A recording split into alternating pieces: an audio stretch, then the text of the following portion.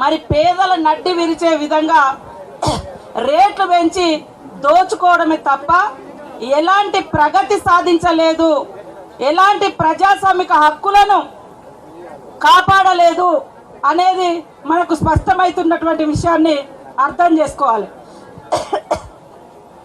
ఇవాళ పేదోడు తినేటువంటి తిండి మీద, పిల్లలు తాగే పాల మీద, తినే చాక్లెట్ల మీద, ప్రతి దాని మీద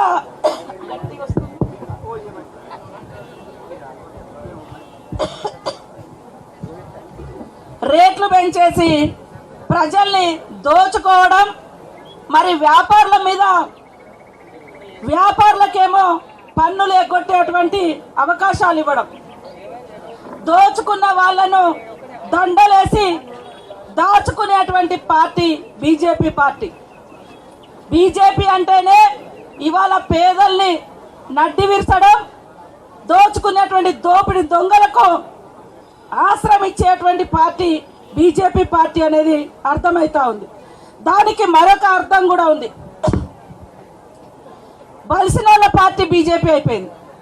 పేదల కష్టాలను కన్నీళ్లను తుడిచే పార్టీ కాంగ్రెస్ పార్టీ.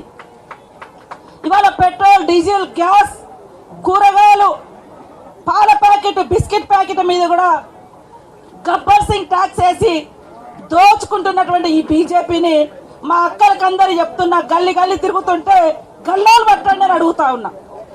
గల్ల బట్టి నిలదీయండి. 8 ఏళ్లలో మీరు ఏం చేసిరు? సోనియా గాంధీ గారు లెక్క ఒక పేదలకు ఉపాధి హామీ చట్టం తెచ్చిరా, లేకుంటే ఒక గిరిజనులకు ఇచ్చేటువంటి అటవీ హక్కుల చట్టం తెచ్చిరా? ఈ రాష్ట్ర ప్రభుత్వాలు, కేంద్ర ప్రభుత్వాలు దోచుకుంటున్నటువంటి విధానాన్ని ప్రశ్నించే హక్కులాంటి సమాచార హక్కు చట్టం తెచ్చిరా? పేద పిల్లలందరూ కూడా నిర్బంధంగానైనా కూడా చదువుకునే హక్కు అట్లాంటి చట్టం తెచ్చిరా?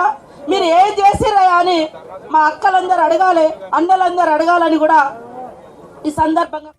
హాయ్ ఫ్రెండ్స్, మా టుడే టుమారో యూట్యూబ్ ఛానల్ చూస్తున్నందుకు చాలా థ్యాంక్స్.